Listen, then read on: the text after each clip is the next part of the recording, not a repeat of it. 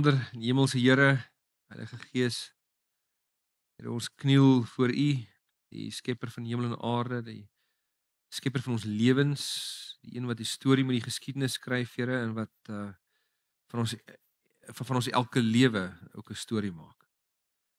Dankie dat U die groot skrywer is en help en Here, help ons om te verstaan hoe ons 'n bydrae kan lewer tot die werk wat U doen. Dankie dat ons in 'n vennootskap met U kan staan, Here, dankie dat U ons uitnooi om die community van die drie eenheid te join, Here, en om regtig 'n blywende impak en verskil te maak in hierdie wêreld en die mense rondom ons. Dankie daarvoor. Dankie dat U kies om saam met ons te werk en om in vennootskap met ons te werk. Ons verdien dit nie, maar Here, is vir ons 'n groot voorreg en is baie lekker. So Here, werk vanaand met elkeen van ons wat van U is. Ek weet baie van ons het waarskynlik 'n moeilike dag gehad, party van ons anders, party van ons dae was beter, party van ons is bly dis at least al die middel van die week. En Here, wat ons ook al beleef op die oomblik waar ons ook al is, hou ons vas, ontmoet ons in terme van ons gevoelens, die voorkeure wat ons het en die voorveronderstellings en die vooraf opgestelde veronderstellings.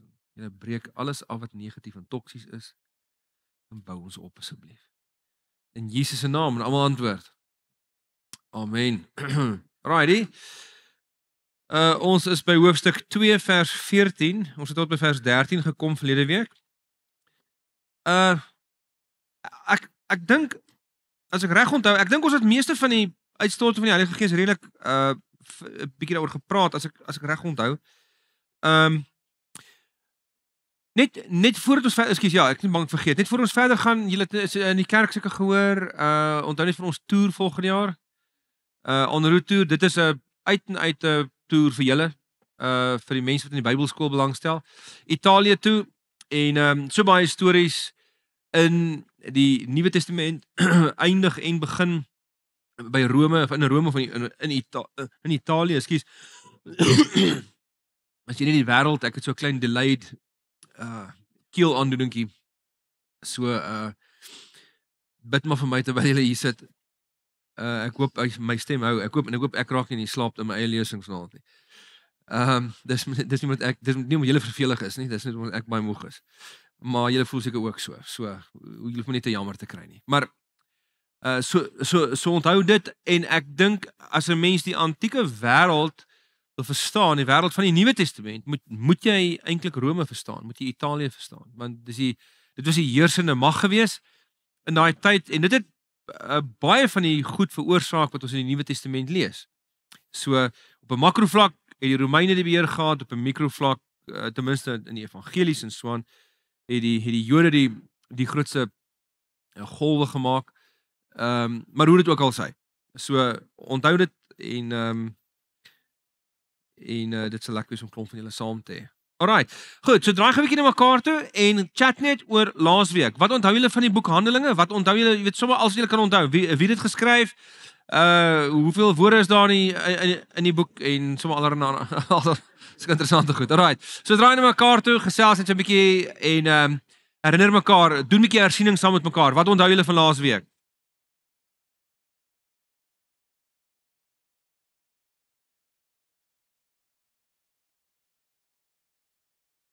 Jy moet maar die video bestel na die tyd. Dis waar ek die notes het. Ja. Nee, ekskuus, ek is een van die dom predikante wat niks uitskryf nie. So mense vra gereeld vir my, waar is die notas vir jou preek? En ek sê bo, sorry. En is nie nou eens meer hier nie, jy weet, so dat so sorry oor dit. Ek het 'n groot dilemma gehad want ons 'n proefpreek moes doen in my 4de jaar. Jy moet jou uitgeskrewe preek moet jy uitskryf. Dis die enigste keer in my lewe wat ek 'n preek uitgeskryf het. So die profs hom kon lees. Dit het nie baie gehelp nie, maar in elk geval ekskuus man, dankie vir die vraag. Maar dis hoekom ons dit opneem ook. So julle kan dit na die tyd net weer access en jy kan net weer deur dit gaan. En onthou net altyd 'n mens moet onthou, daar's 'n ding wat Trevor Hudson altyd sê. Hy sê any experience not reflected on is lost. Né? So julle mors julle tydjies heerlik as julle hier kom sit en hulle reflekteer nie weer daaroor na die tyd nie. Dis uiters refleksie is wanneer dit regtig insaak, né? So dis regtig belangrik. Okay. So wat onthou julle van laas keer? Enigiemand? Ons wat? Okay. Great. Dis Lukas 16:10, né? Lukas is 'n oog. Nee, dankie, is 'n baie belangrike ding, maar dit sê iets van die historiesiteit. So Lukas was 'n mede-reisiger saam met Paulus en ten minste van hoofstuk 16 af en ons weet ook hy hanteer sy bronne soos 'n tipiese historikus, bietjie gepraat oor die inleidings van die historiese goeters en by the way, ek het laas keer dit is 'n ou wat se naam ek nie genoem het, Lucianus. In die antieke tyd, hy was 'n Latynse skrywer, maar hy het baie Griekse invloed gehad, 'n geskiedskrywer. En hy het 'n boek geskryf, hulle het 'n paar sulke boeke geskryf, maar hy het dit geskryf met die titel How to Write History. En nie net toon Lukas goed baie sterk ooreenkomste met soos laas keer gesê Herodotus en Thucydides nie, maar ook met iemand soos Lucianus wat in die 1ste eeu geskryf het. So maar dit is als van die ons af. Die ons is daarom baie belangrik. Daar's hy. Okay, goed, wat nog? Ja.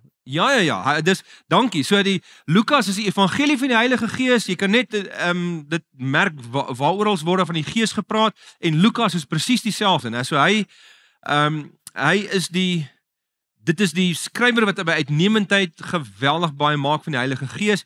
Lukas is 'n baie, ek wil soos elke evangelie uniek is, so is Lukas in Handelinge ook baie uniek. Byvoorbeeld Matteus is baie gestruktureerd. Hy's so in blokke. Jy het 1 en 2, dan jy hoofstuk 3 en 4, dan jy 5 tot 7 die bergpredikasie, 8 en 9 is net wonderwerke, en 10 en 11 is 'n stuk teaching. Jy het Moses se 5 teachings het jy in die Matteus evangelie. Dan die Markus evangelie is baie haastig, is nie gejaagd nie, maar hy's haastig. Hy skets Matteus skets Jesus as 'n leraar, as 'n rabbi, as 'n teacher, as die koning van die koninkryk. Matteus skets hom as Markus skets hom as die een wat gekom het in slaweklere. Markus gebruik die woord dadelik, gebruik hy 11 keer in die eerste hoofstuk en dan altesaam 43 keer in al 16 hoofstukke. Wat vir jou sê, hy skets 'n haastige Jesus. In die antieke tyd het ons al vir mekaar gesê, dis net slawe wat gehardloop het. So wat skets Markus Jesus as die slaaf wat gekom het om sy lewe af te lê. Hy is ook die seun van God in Markus, baie belangrik. In Johannes evangelie skets Jesus as God self. Nie dat Matteus, Markus en Lukas dit nie sê nie. Trouwens, as jy daar wil praat, kan ons daar gesels. Hoe skets Matteus, Markus en Lukas die godheid van Jesus? Baie sterk bewyse van assosiasie, maar Johannes sê dit direk. Hy sê direk Jesus is God. En dan, maar wat maak Lukas? Wat maak hom uniek? Wel, hy's baie lank. Dis die langste evangelie. Ja, hy's nie 'n Jood nie en Markus is ook nie 'n Jood nie. Nee, Markus het 'n Joodse ma en 'n Romeinse pa gehad. Lukas weet ons nie regtig wie dit was nie, maar hy was nie 'n Jood nie. En hy maak vreeslik hy skets weer die rustige Jesus. Jesus is rustig in Lukas en in Handelinge. Hy beweeg teen die spoed van verhoudings.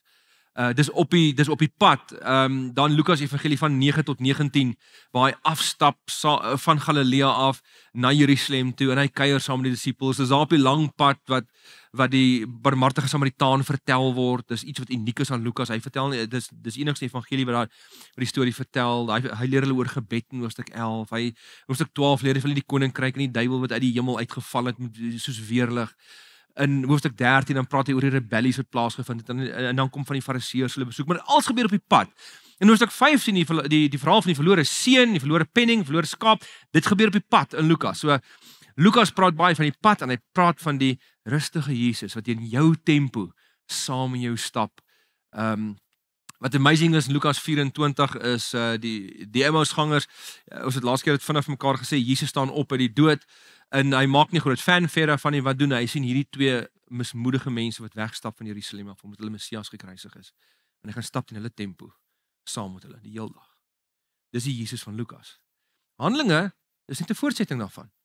So Handelinge is, as jy die evangelie skets as die werkinge van Christus, dan kan jy Handelinge skets as die werking van die Heilige Gees. En natuurlik hierdie goed staan nie teenoor mekaar nie. Natuurlik is die Gees ook werksaam in evangelies. En Jesus is werksaam in Handelinge deur die werk van die Heilige Gees. So maar Lukas is by uitnemendheid die beweging van die Heilige Gees. Onthou jy ook laas keer het ons mekaar gesê, as jy Lukas en Handelinge saam sit, dan sien jy in die Lukas evangelie, of liewer voor die opstanding in Lukas, beweeg al die mense wat stap, beweeg waarheen? na Jerusalem toe, né? Na die opstanding met Handelinge beweeg almal weg van Jerusalem af. Ja, dis 'n belangrike ding vir Lukas daai. En jy sien hoe belangrik is die opstanding vir hom. Dis vir hom alles. Dis hoekom trouens in al die toesprake in Handelinge is die opstanding primêr. Nee, ons het dit ook vir mekaar gesê laasweek. So elke toespraak praat oor die opstanding van Jesus. Hy sê eintlik min oor die kruis. Natuurlik veronderstel hy die kruis en ek het vir die laaste keer gesê 2028 sê hy ons word wel gered deur die bloed van sy seun. So hy glo in die kruis, maar hy sê eintlik baie min. Alright, goed. Yes. Nog goeders van jou kant af. Dit help my ook om te onthou wat ek gesê het. Aangesien ek nie notas het nie. Wel hy was nie van Jesus se lewe nie, né? Ja, so hy was nie ooggetuie van Jesus se lewe nie. As jy die eerste 4 verse van Lukas lees, dan sien jy hy het sy navorsing gaan doen, né? So hy het met getuies gepraat. Hy was self nie ooggetuie nie, hy was wel 'n ooggetuie van Paulus se lewe, maar nie van Jesus se lewe nie. Dankie. Ja, baie goeie punt. Ja, die vrouens wat saam met Jesus gereis in die Lukas evangelie. Dis nog 'n ding van Lukas wat hom uniek maak. Is die vrouens en veral die name. Mense kry name by Lukas. Baie mense sal net praat van die man, jy weet, daar aan die ander kant of die ou wat dit gedoen het of Romeinse slag, maar Lukas gee name vir die mense en veral hy gee name vir die vrouens. Julle moet ek moet vir julle sê die kerkgeskiedenis is nie altyd so vleiend teenoor die vrouens nie, maar Jesus in die Nuwe Testament het vrouens absoluut opgetel na waar hulle veronderstel is om te wees. Die getuienis van die Nuwe Testament is ongelooflik en ek het hierdie boeke 'n paar van hulle genoem. Daar sekere tekste in Paulus se briewe wat mense dink, Jesusie, maar hy sit in die vrouens moet stil bly en als. Daar's 'n boekie wat jy gerus kan lees, weer eens. Party van julle wat al lank Bybel gaan hulle oor rol, want ek het hierdie boekie al baie aangehaal, maar dit is 'n vreeslike goeie boek veral vir hierdie topic. Sarah Ruden, R-U-D-E-N, Paul Among the People. En sy het niks van Paulus gehou tot sy tot geloof gekom het nie. Want hy het vir haar net geklink soos 'n tipiese chauvinistiese homofoob. En jy net tipe van 'n partypooper, hy steen al sy steen partytjies, hy steen alles, jy met jou begeertes kruisig, jy weet wat not. En toe begin sy klassieke tekste lees. Met ander woorde, hoe lyk die klassieke tekste van die antieke tyd? Toe begin sy dit vergelyk met wat Paulus het. Toe kom sy agter my magtig. Paulus was revolusionêr geweest. Hy het vrouens eintlik, as Paulus 1 Korintiërs 7 sê, die vrou se liggaam behoort aan die man, net soos die man se liggaam aan die vrou behoort in 'n huwelik. Wow, jy het dit nie geken in die antieke tyd nie. Die vrou se liggaam het aan die man behoort. Klaar. So 'n vrou het nie regte gehad nie, alhoewel baie vrouens is baie goed hanteer en baie gesag gehad, hang af hoe ryk jy was. 'n Ryk vrou het meer gesag gehad as 'n arme man. So vrouens het regte gehad. Hulle het gesag gehad, maar hulle het nie noodwendig regte gehad nie. So as die samelewing besluit het hulle draai nou teen 'n vrou, dan is dit moeilik geweest. Maar die Nuwe Testament stel vrouens absoluut weer gelyk aan die mans. Ons albei is die beeld van God. En die Lukas evangelie, dis eintlik wat ek wou sê wat jy gesê het, is die Lukas evangelie doen dit pertinent. Hy noem die name van die vrouens. In 'n antieke teks is dit belangrik, want vrouens se name is nooit genoem in antieke tekste nie. As hulle wel genoem is die man se naam altyd genoem en dan die vrou se. En almal draai dit om. Paulus hulle in Romeine 16 dan sê hy Priscilla en Aquila. En noem die vrou se naam eerste. Hoekom? Die vrou was die leier. Dis alrede wat dit kan wees. Die feit dat 'n naam hoegenaamd genoem word is 'n wonderwerk. Die feit dat 'n naam eerste genoem word voor Aquila se, dit moet vir jou sê, jy weet, die Nuwe Testament het eweskielik baie anders begin dink oor vrouens. Goed. Dalk nog 'n opmerking, nog 'n lekker red hot. Ja, dankie daarvoor. Ja, Handelinge, nasies. Nasies. Als waarna die Ou Testament profete oor gepraat het, al die nasies gaan Jerusalem te kom, hulle gaan instroom, in alles gaan die wêreld, God se genade gaan die wêreld vul soos die see, soos die water die see vul. Die nasies is 'n groot belofte gewees van die begin af, van die toring van Babel af, wel eintlik van voor die tyd af. Die Bybel is die enigste boek, die antieke boek, is 'n skepingsverhaal wat van dag 1 af die nasies almal insluit. Selfs in Genesis 1 tot 6, net voor die toring van die sonvloed en die toring van Babel, al die antieke skepingsverhale. Die Akkadiese skepingsverhaal skets dit dat die gode die Akkadiërs eerste gemaak. En die Babiloniërs het gesê nee, die gode die Babiloniërs eerste gemaak. En die Sumeriërs het gesê nee, die gode die Sumeriërs eerste gemaak. In die Bybel, hoe gaan die Bybel? In die begin het God die mens gemaak. Adam beteken mens. So hy verteenwoordig die mens as geheel. En dan natuurlik van Abraham se belofte af in hoofstuk 11 en 12, jy sal 'n vader wees, nie vir Israel nie, maar vir die nasies. Ons het laas keer gepraat oor Jona, né, wat die embarrassing profeet van die Ou Testament was. Het ons of nie of ek het dit vir iemand vertel, kan nie nou vir wie nie. Skiets, ek het nie notas nie. So ek weet nie.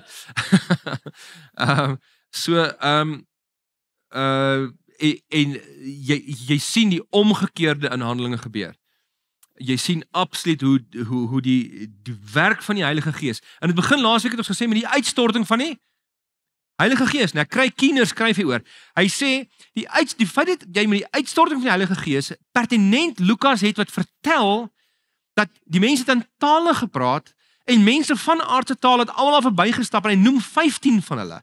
En almal het verstaan wat daar gesê word is 'n geweldig significant belewenis. Dit sê vir jou dat iemand wat geesvervuld is of kom ek sê dit anderster, die uitstorting van die Heilige Gees het te maak met die nasies.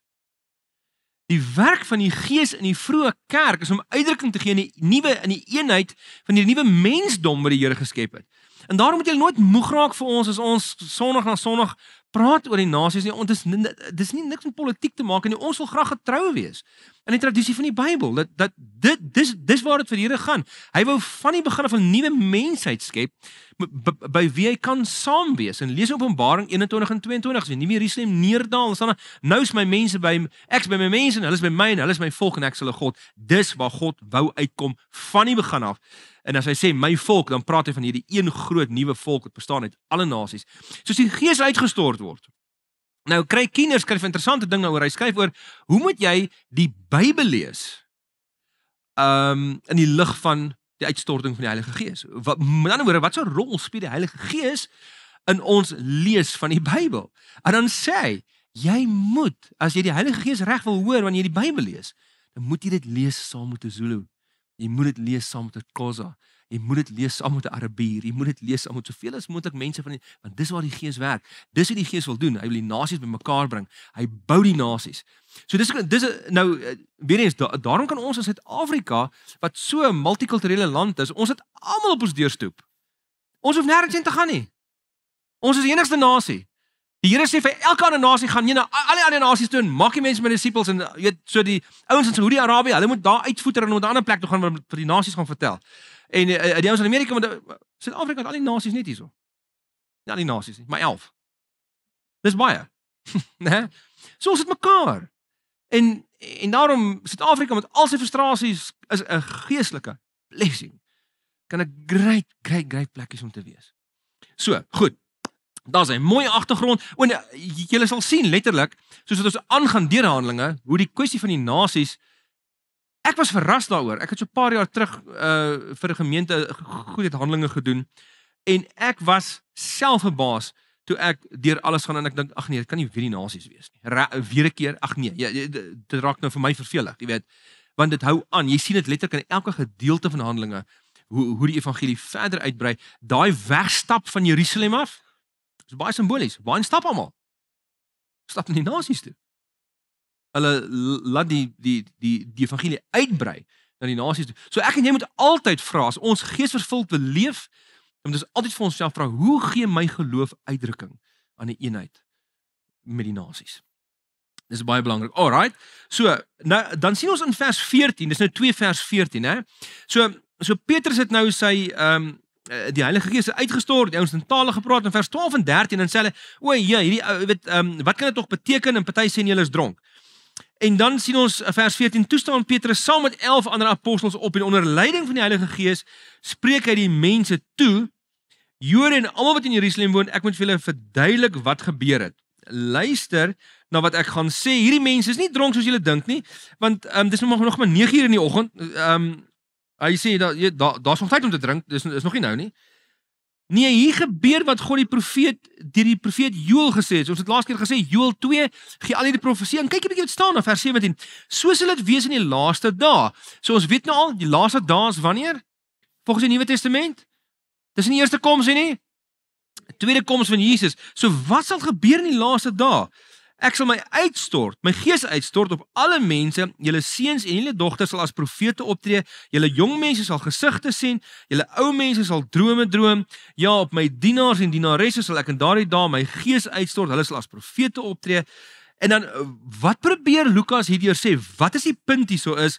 Vir die eerste keer onthou nou in die Ou Testament was die gees ook werksaam, maar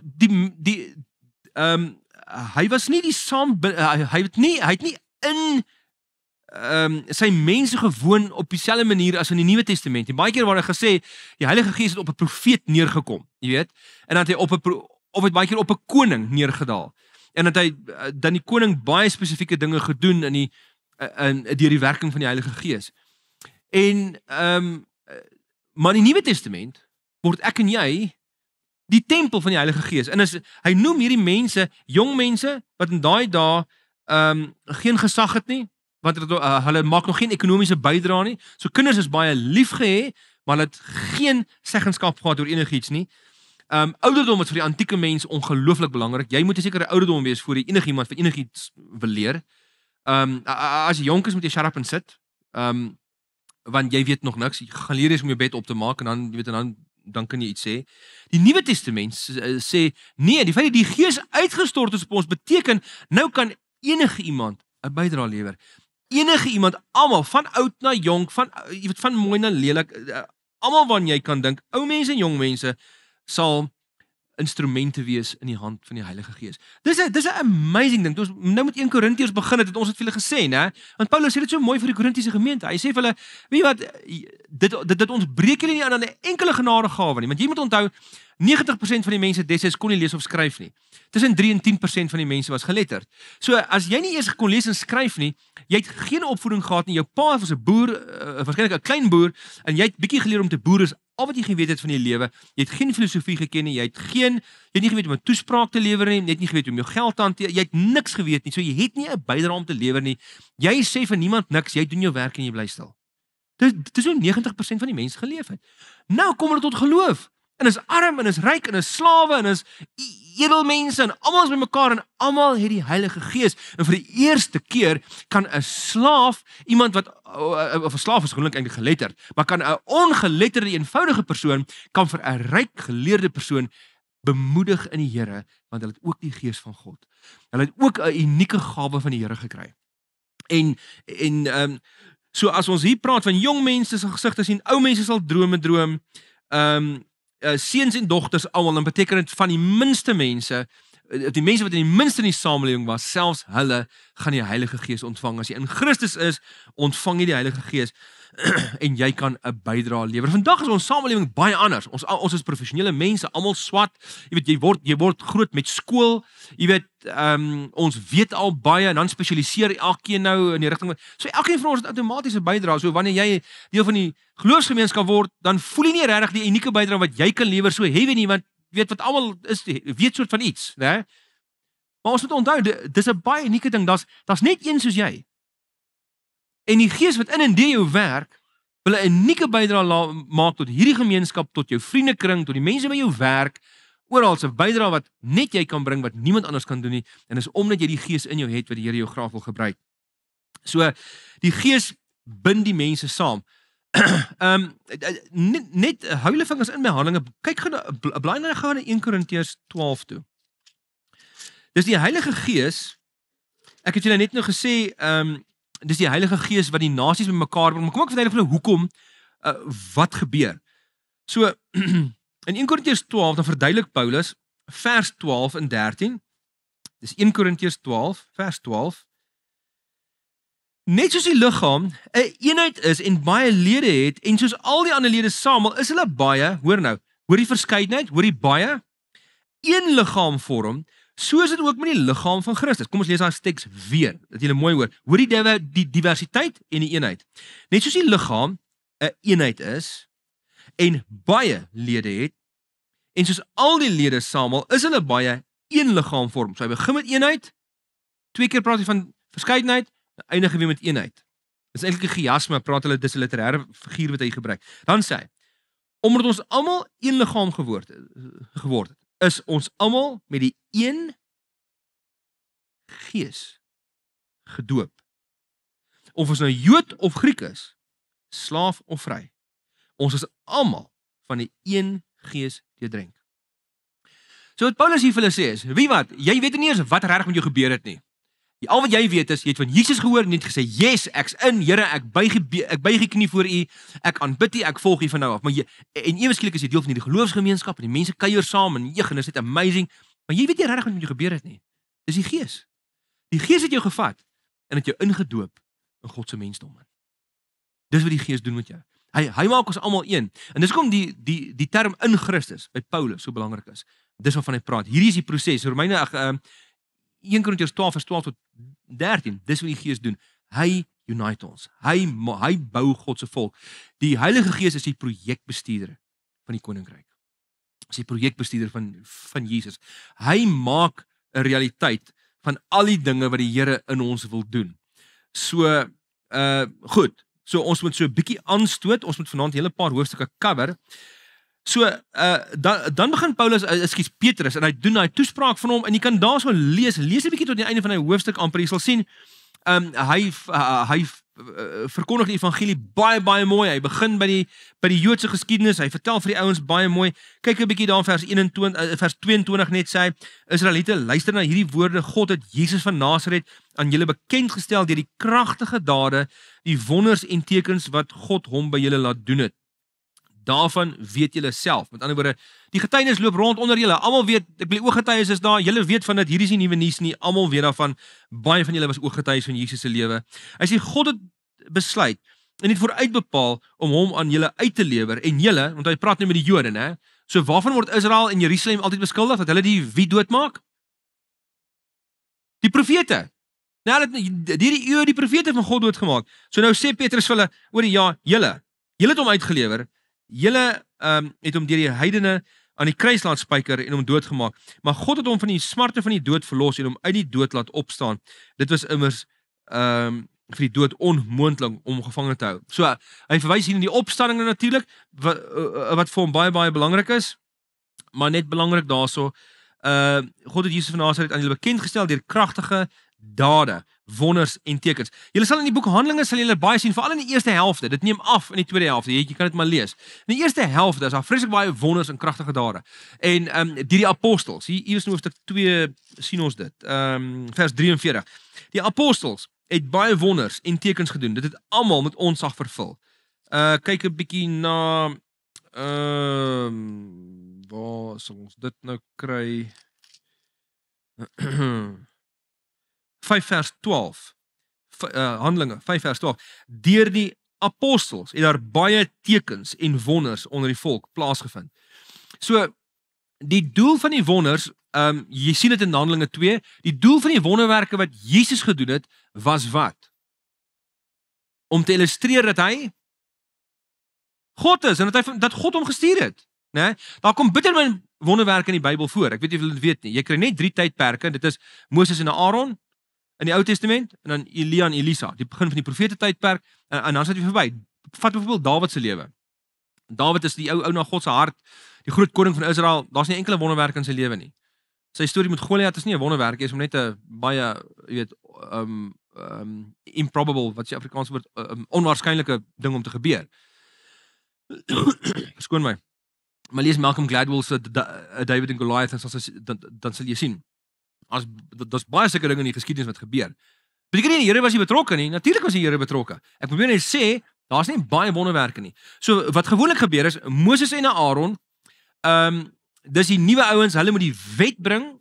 So dis belangrik dat hulle die dinge doen wat God kan doen. Hulle het nie vreeslik baie gedoen nie, maar net 'n paar keer gedoen. Ek bedoel die 10 plaae is nogal powerful, né? En dan jy, ek dink Farao het so gedink. en dan jy Elia en Elisa. Hulle is die groot inleiding van die profete. So hulle bring die openbaring van die Here. So hulle het baie wonderwerke gedoen.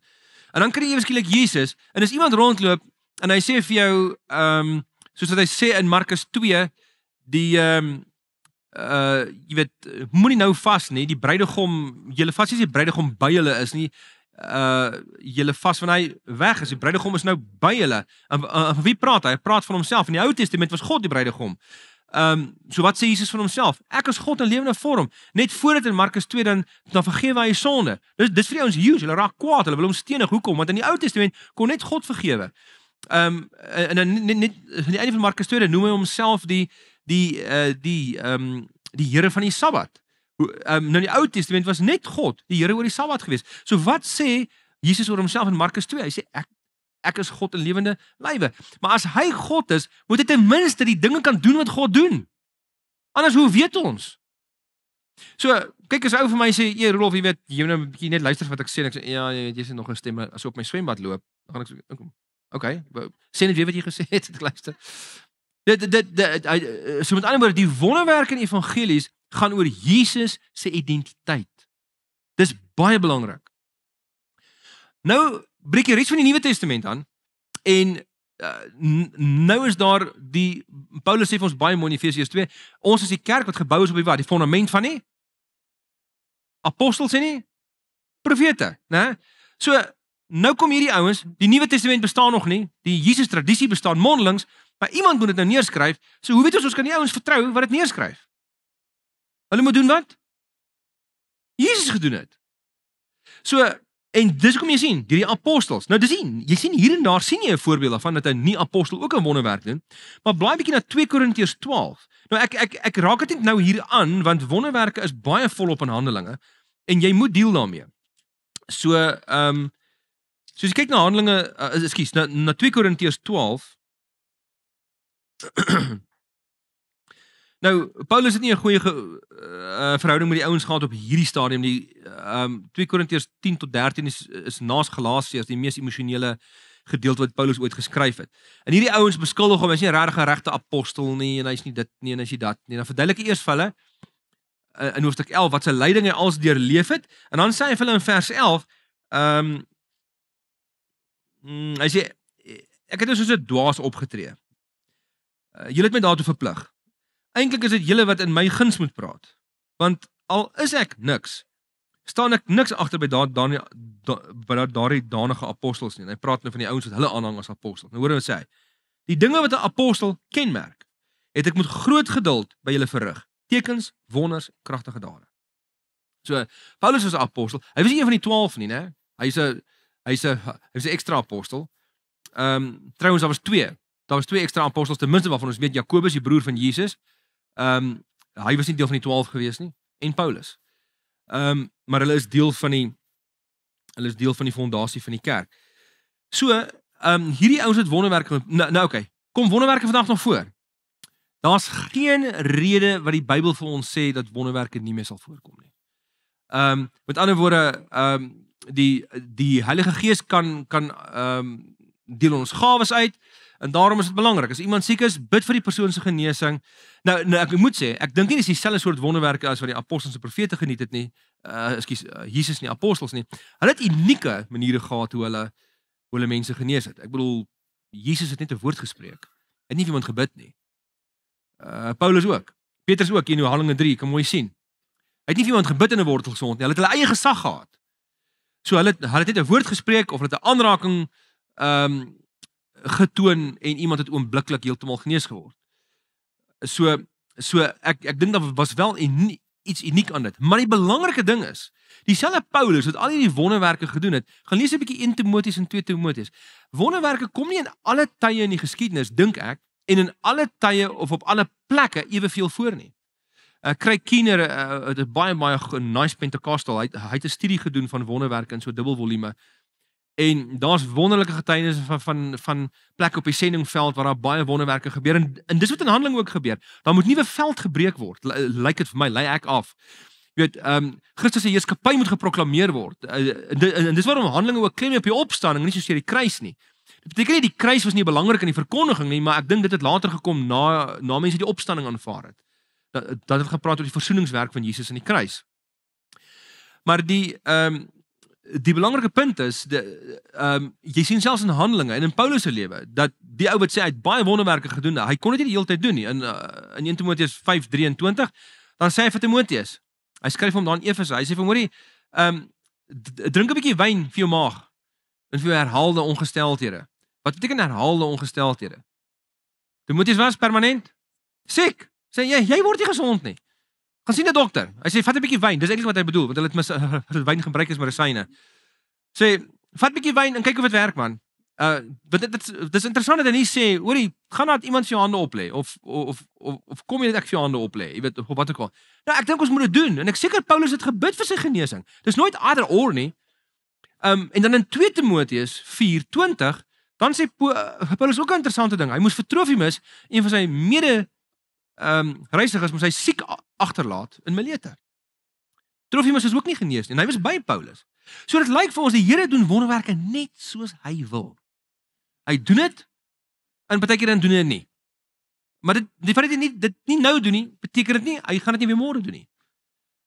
Dis op sy terme en hy doen dit. Mag ons bid daarvoor? Ja. Hoort ons te bid daarvoor? Yes. As dit nie gebeur nie, moenie in die fetusposisie gaan lê nie. Dis nie nodig nie. Okay? Want die Here werk meestal organies. En hy's persoonlik betrokke in die organiese werksaamhede. Alright. So dis net so bietjie om vir julle te sê daar in Handelinge 2 die belangrikheid hiervan wat hy sê en dan gaan Petrus daarvan vers 25 en praat hy oor Dawid en hy gee die hele agtergrondgeskiedenis daarso en dan praat hy in vers 32 oor die ooggetuies. Dis nou 2 vers 32 God het hierdie Jesus uit die dood laat opstaan waarvan ons as almal getuies. Die woord getuies kom vreeslik baie in Handelinge voor. Ons is die getuies van die goeie nuus. Ons is die getuies van wat hier gebeur. Goed. En dan van vers 37 af het ons die eerste bekeerlinge. En daar het 'n hele klomp ouens by die gemeente aangesluit. So dis nou na Petrus se toespraak en ouens kom tot geloof. Vers 37 by die aanhoor hiervan is mense diep getref en hulle vir Petrus en die ander apostels gevra, wat moet ons doen? En dan sê Petrus vir hulle in vers 38, bekeer julle en laat elkeen van julle gedoop word in die naam van Jesus Christus. En God sal julle sondes vergewe en julle sal die Heilige Gees as gawe ontvang. Aan die ander woorde, dan maak die Heilige Gees dieselfde met julle as wat hy met ons gedoen het. Hy doop julle in die liggaam in. Nou is julle saam met al die ander nasies wat in hom glo, as julle deel van een liggaam. En dan kyk 'n bietjie na vers 41. Die wat sy woorde aangeneem het, is gedoop. Omtrent 3000 mense is op daardie dag by die getal van die gelowiges gevoeg. Nou Jessie, ek moet julle sê, ons gemeente het 1 jaar en 'n half gelede, het ons in 6 maande gegroei met 400 lidmate. Dis die vinnigste wat ek nog ooit van weet wat Oosterlig gegroei het. 400 lidmate in, noem dit maar 4 of 6 maande. 3000 is nogal wild. Nou goed, ek bedoel, hierdie is nou natuurlik in die stad en ons is nou net 'n plaaslike gemeentetjie, so ons is nie baie significant noodwendig nie, maar as jy in ag neem dat die geskiedskrywer Josefus sê vir ons daar was 6000 fariseërs gewees in Israel. Dan beteken dit jy weet, dan is 3000 nogal baie, né? Dit gee nogal vir jou net 'n idee. Okay, en dan staan daar hoe die lewe gelyk van hierdie nuwe mense van God. Vers 42. Hulle het hulle heel hartig toegelê op die leer van die apostels. Hoekom nie die leer van al die dominees en pastore nie? Want daai ouens het nie God se openbaring direk ontvang nie. Die apostels het, né? So vandag niemand wil self van die leerstelling van Rolf Botha of van Iwer of van JE of van enige of van Andy Stanley nie. Ons hou self almal besig met die leerstelling van die apostels. Want dit kom van God af. En dis eintlik op die eind wat die Nuwe Testament geword het, né, as die leerstellinge van die apostels. En die Here het deur hulle gewerk. So, hulle het hulle hele hartig toegelê op die leer van die apostels. Dit bly primêr die Here se woord, die boodskap, dis baie belangrik. Die onderlinge verbondenheid. Onthou nou, want dis wat die Gees kom doen het, né? Die Gees bind die mense saam. Maak hulle een nuwe mensheid. En gemeenskaplike maaltyd, aan die ander woorde, saam eet, is wat dit beteken. So hulle het hulle besig hou, so 'n kwart van hulle saamwees was om te eet. En die gebede. Ek het julle laas keer gesê, kyk 'n bietjie deur Handelinge, merk so 'n bietjie hoe gereeld bid iemand of bid hulle. Gebed was absoluut deel van die. So hierdie 4 goed met gebed ingesluit was letterlik die asemhaling van die vroeë kerk. Nou hierdie mense het elke dag bymekaar gekom. ten minste elke 2-3 dae. Dit is hoe goeie gesonde verhouding gebou word. En ons, in ons tyd en era is dit natuurlik onmoontlik, daarmee bedoel is nie, jy moet elke dag iets van die kerk te maak hê. Maar dis hoekom ons op Sondag sê, jou blootstelling aan kerk community, dit moet gereeld wees. Want as dit nie gereeld is nie, gaan jy as 'n medegelowige gaan nie die maksimale groei daaruit kry nie. So dis waarom dit so geweldig belangrik is. En dan sien ons daar so die eerste gemeente, vers 43, die apostels het baie wonders en tekens gedoen, almal moet ontzag vervul. Vers 44, hier is die opsomming weer van hoe die ouens geleef het. Al die gelowiges was eensgesind. En het alles met mekaar gedeel. Nou imagine net so 'n prentjie. Hoe sal dit lyk in 'n gemeenskap waar hierdie goed waar is? Al die gelowiges was eensgesind en het alles met mekaar gedeel. Hulle het hulle grond en besittings verkoop en die geld aan almal uitgedeel volgens elkeen se behoefte. Vat net daai. Geen res. Moenie sê res lees hier, dis heeltemal te convicting. Nou hierdie is 'n interessante ding.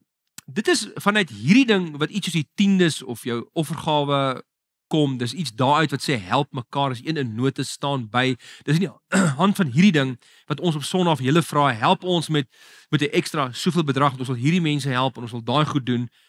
Dis in die hand van hierdie, want ons assume die Here sê vir jou, als behoort aan my. So als wat jy het is myne. Nou die Gees jou deel gemaak van 'n gemeenskap. Guess what? Nou is als wat jy het, is die community sin. Dit beteken nie jy's nie steeds die individuele rentmeester daaroor nie. Jy is. Jy moet die Here daai goedjies wat jy het aan jou toe vertrou. So die kerk kan nie maak soos wat baie kultus maak nie en sê hoe ek van nou af, as jy 'n deel van die kerk wil wees, moet jy met jou hele salaris in die kerk se rekening inbetaal en ons sal vir jou sê wat jy kan gebruik of wat nie. En as kults wat dit doen. Nou, die oomblik as iemand vir jou so iets sê, dan hardloop jy vir die bos. Okay, en jy hou nie op voor die einde van die wêreld bereik het nie. Jy stop nie, want jy bly weg van so 'n plek af. Moenie dit enige kerkleier, gemeenteleier jou ooit dwing om sulke tipe goed te doen nie. Maar wat belangrik is, 'n geestelike leier se job is om die woord van die Here te leer en sê, dis hoe dit is. Maak jy nou daarmee wat jy wil. Niemand hou gant in jou kop nie. Maar gegrond op al die genade wat die Here vir ons gegee het. Die eerste ding wat ons nou doen is, hierdie goed behoort nie meer aan myself nie. Hoekom nie? Jesus is die Here. En waarvan is hy die Here? My lewe, my klere, my goed, my geld, my man, my vrou, hy's ons Here. En as hy sê, as hy ons wil deel maak van 'n community, dan beteken dit, wat ook al die Here se community nodig het, daarmee help ek. En so imagine net 'n plek. Nou so, ons gaan net daarmee kyk, daar's in Handelinge daar 4 maniere wat mense na mekaar omgesien het. Ons kom net daarby. Maar kom ons lees die res van daai gedeelte, vers 45. Hulle het hulle grond en besittings verkoop, al die geld en almal uitgedeel volgens elkeen se behoefte. Hulle het almal elke dag getrou by die tempel bymekaar gekom. Hoor nou, elke dag, van huis tot huis, gemeenskaplike maaltyd gehou. Dit beteken nie hulle het nie gewerk nie. Dit beteken net tydens siesta. Wanneer het hulle dit gedoen? In siesta tyd. Hier tussen 12 en 2. Dan het jy gou 'n bietjie gebruik, dan kom jy gou met die groepie gelowiges bymekaar en natuurlik in die aande. Ja, in die aande na werk.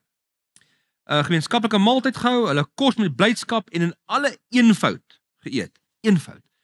Rykdom was nie 'n issue nie, status ewe skielik was nou nie meer 'n issue nie. Dit is eenvoudig en hulle het God geprys en die hele volk was hulle goedgesind en die Here het elke dag mense wat gered word by die gemeente gevoeg. Dan sien ons in hoofstuk 3 kom Petrus en Johannes daarso by die poort aan, mooi poort. Dit word ook genoem die poort van Mykonor. Mykonor is die donor wat die poort se mooi maak geskenk het destyds. So daar word baie keer ook net gepraat van daai poort. So daar sit die ou en bedel. Petrus sê, "Jesusie man, jy weet ons is maar arm gatte, ons het niks vir julle te gee nie, maar jy weet wat ek vir julle wel kan gee is ek kan vir julle iets van die gee wat van die Here afkom direk van hom af." En hulle bid vir die persoon, lê hande op en hy word gesond in die naam van Jesus van Nasaret, staan op en loop. En toe hy het opgespring en hy het God geprys, einde van vers 8. En dan sien ons in vers 11, al die ouens drom saam, daar by die pilaargang en Paulus wonder, ekskuus, is so maklik Paulus, jy vergeet van Petrus. En jy wonder, wat gebeur hier so? In vers 12 staan daar, toe Petrus dit sien, het hy hulle toegespreek. So daar kom dan nog 'n toespraak. Onthou ons laas keer gesê hoe baie toesprake daar in Handelinge is? Daar's 'n vreeslike klomp toesprake, né? Waarvan Petrus ook 'n paar doen. So dan, daar begin hy, en hy vertel hulle van Abraham, van Isak en Jakob, vers 13.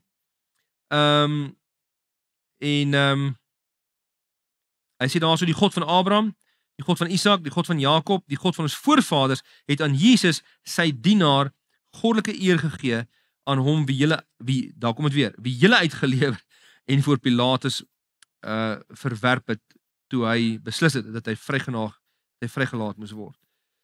En dan sê hy weer in vers 14, hy was heilig en opreg, maar julle het hom verwerp en gevra dat daar vir julle 'n moordenaar begenadig moet word. Nou hierdie is belangrik vir Petrus, dis belangrik vir die storie van die Ou Testament, né? Want hoekom? Weer eens, waar is die plek waar die profete doodgemaak word?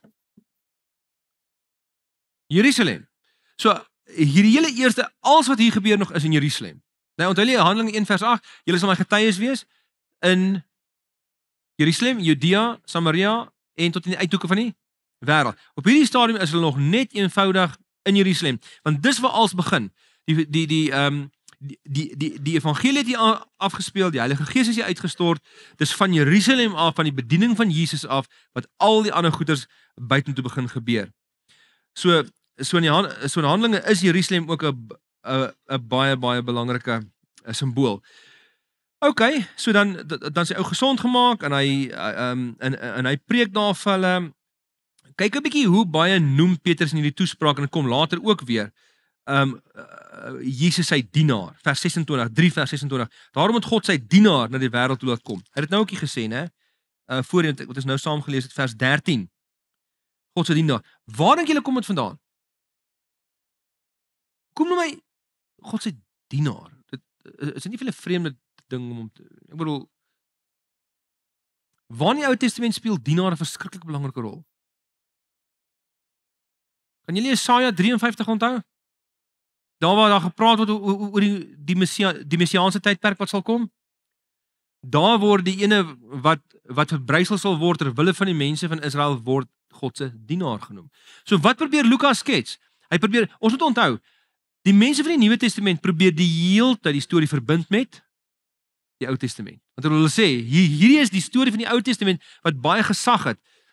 Wat onthou nou, vir die antieke mens was enige nuwe ding vandag. Ons is die omgekeerde.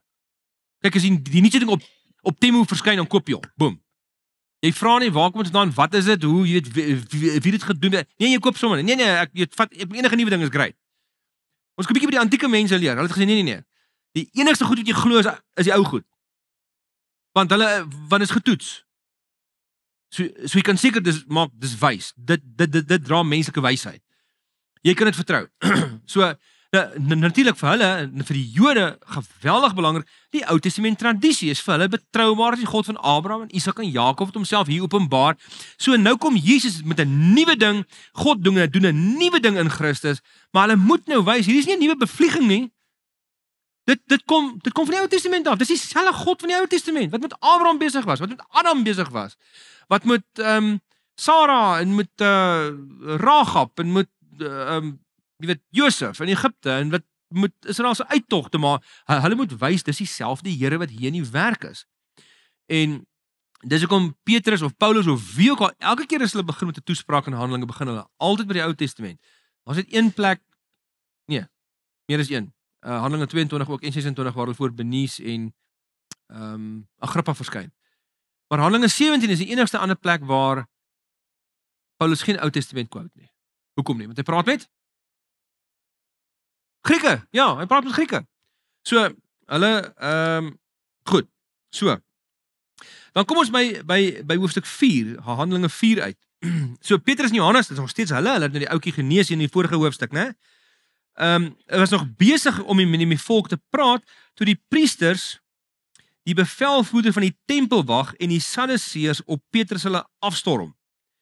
So die tempelwag, die tempelwag was 'n private local polisiemag wat die Jode gebruik het onder toestemming en toesig van die Romeine. So die Romeine, natuurlik, hulle het militêre beheer gehad oor Jerusalem. En daar was gewoonlik daar 'n legioen of 2 wat in Judea was. Judea is die suidryk waar Jerusalem voorkom, maar hulle het gewoonlik by Caesarea gewoon. En dan as dit Paasfees is, dan kom die legioene altyd van Caesarea af en hulle kom Jerusalem toe. Hoekom? Want tydens Paasfees is daai Jew boys, kyk, hulle nasionalisme is wit warm dan. Kyk, en hulle is enige as jy snaaks aankyk, klik hulle ding uit en hulle weet hulle as 'n revolusie. So die Romeine moes alles in beheer hou. Maar hulle het vir die Jode toestemming gegee om hulle eie tempelpolisie mag te hê, en dit het jy genoem die tempelwag. En hulle het hulle eie tronkie gehad, waar hulle mense kon, hulle het nie eintlik mense in tronke aangehou daai tyd nie, ook nie die Jode nie, hulle het jou net aangehou as jy verhoor moes word. So dis hierdie ouens wat op hulle afstorm, die Sadduseërs, julle onthou die Sadduseër party, né? So die Fariseërs gehad, hulle was die ouens wat die wet uitgelê het, hulle was baie konservatief, dan het die Sadduseërs gehad, hulle het net in die eerste 5 boeke van Moses geglo, Genesis tot Deuteronomium, maar hulle het nie in die opstanding van die dooies geglo nie, en hulle het ook nie in engele geglo nie, omdat die eerste 5 boeke praat nie daarvan nie. Maar hulle was ook, die Sadduseërs was die aristokrasie van die Joodse samelewing gewees. Hulle was die elite gewees. Hulle was bietjie ryker gewees, bietjie meer geleerd, en hulle was gewoonlik, een van hulle was gewoonlik die hoëpriester gewees. So hulle die tempelkultus, soos in onderhou. So die Fariseërs het die wet uitgelê, die Sadduseërs was in beheer van die tempelkultus, uit hulle uit gewoonlik is nuwe hoëpriester aangestel. So jy sien, hier kom die tempelwag met al die Sadduseërs, hulle kom op Petrus, hulle afgestorm. Die priesters en al die ander was onhuts, omdat die apostels die mense geleer het en verkondig het dat die opstanding uit die dood deur Jesus se opstanding 'n werklikheid geword het. So jy weet nou, die Sadduseërs glo nie in die opstanding, so hulle het nou nie gehou van hierdie nie. En so hulle beheer die tempelhiërargie en die priesterskap en so, en hulle is baie kwaad. So hulle het Petrus en Johannes gevange geneem, en dan maar ten spyte van dit het die kerk gegroei tot by 5000, en die volgende môre, vers 5 is ons nou by, dis 4 vers 5, het die raadslede, die familiehoofde en die skrifgeleerdes in Jerusalem vergader, ook die hoëpriester Annas en Kajafas. So dit is die volgende oggend gebeur. Hoekom is die volgende oggend? Want geen verhore was deur die nag toelaatbaar nie. Né? Dis hoekom ons weet was foul play gewees met Jesus se verhoor. Want hy komplot wat hulle soort daai privaat hofsaakie wat hulle hou, was in die middel van die nag gewees. Né? So hulle het gekroek, was 'n kroekspil gewees. Nou, so in elk geval, so hulle wag tot die volgende môre, en dan sou die hoëpriester Annas en Kajafas, wie was die hoëpriester, Annas of Kajafas? Ons het nie 'n klou nie, want al 4 evangelies praat van albei. Ons weet wel, dat Kajafas was Annas se skoonseun. So hulle was baie nou familie gewees vir mekaar, en hulle het albei, volgens die geskiedenis, was hulle albei hoëpriesters op sekere tyd gewees, maar dis snaaks hoe die Nuwe Testament praat asof hulle altyd te gelyk was, wat nie kon moontlik wees nie, maar dit beteken net, hierdie is mense wat gesag het, en hulle was op 'n stadium, hulle het die gesag van hoëpriesterskap gehad, al was hulle altyd nou nie gelyk hoëpriesters gewees nie. Maar goed, dan sien jy in vers 4, dan steek Petrus weer 'n toespraakie af. Nou onthou nou, wie is hierdie Petrus nou? Dis dieselfde Petrus wat net 'n paar hoofstukke van tevore, toe Jesus gekruisig was, voor hy weggehardloop het, kyk, al die disippels het weggehardloop, maar Petrus het soort van die koek gevat, want hy het nie net weggehardloop nie, hy het nog voor hy weggehardloop het hy Jesus meesterlik verloon. Né? 3 keer in 'n ry, na Jesus hom gesê het, dit gaan gebeur, en hy sê, ek nooit, never ever, al daai te styk, ek sal saam, nou ons moet nie te hard wees op Petrus, hy verteenwoordig ons almal, jy weet, ek moet sê, as ons eweskielik onder gevaar is, maar van ons ook sê, okay, hardloop elke ou vir homself, jy weet ek. Maar Petrus het weggehardloop, en nou, wanneer die gevaar dreig, hierdie ouens storm op hulle af, en net soos wat Paulus later maak, Petrus beskou dit nie as 'n rede om weg te hardloop nie, vir hierdie ouens in uniform, begin hy preek, en hy vertel vir hulle van Christus, vers 8 staan daar, toe het Petrus, vol van die Heilige Gees, vir hulle gesê, raadslede van die volk en familiehoofde, so daar kom het nou. Hier gooi hy dit, vers 12. Hy, dis nou Christus, bring die verlossing en niemand anders nie. Daai moes radical gewees het vir die ouens. Daar's geen ander naam op aarde aan die mense gegee waardeur God wil dat ons verlos moet word nie. Die Joodse raad, hulle het bestaan uit so 70 mense, die Sanhedrin, was verbaas toe hulle Petrus en Johannes se vrymoedigheid sien, want die raad het geweet, dis maar ongeleerde en eenvoudige mense. Ongeleerd en eenvoudig nie beteken hulle was stupid nie. Dit beteken net hulle was nie geskool in die Griekse skill van retoriek nie. Want die Grieke ons het al baie daaroor gepraat, retoriek was die hart van Griekse filosofie gewees. En die Jode het ook Griekse filosofie geleer. Dis vir ons redelik duidelik. So al wat hier bedoel word is, hierdie ouens hulle het met soveel confidence gepraat, soos 'n filosoof wat geleerd was in retoriek, wat geweet het hoe om te praat, en hoe om homself te verdedig, en hoe om homself te laat geld. So hulle was verstom geweest daaroor, want hulle het geweet hierdie mense het nie formele opleiding gehad, en natuurlik Jesus was ook 'n Messias geweest wat nie formele Messias, jy weet, wat nie formele rabbiniese opleiding gehad het nie. So dalk het hulle Jesus ook nie erken nie en net gedink, okay, jy weet, maar wat hulle nie geweet het nie is Jesus het self hierdie ouetjies getrein. So nou wat belangrik is, dink ek nogal net hierso is, weer eens soos in die evangelie sien jy die kontras tussen evangelie en politiek. Hoe politiek deel van godsdienst kan raak. Hierdie ouens, dink nou, hierdie ouens storm op Johannes en Petrus af. Wat ignoreer hulle flat?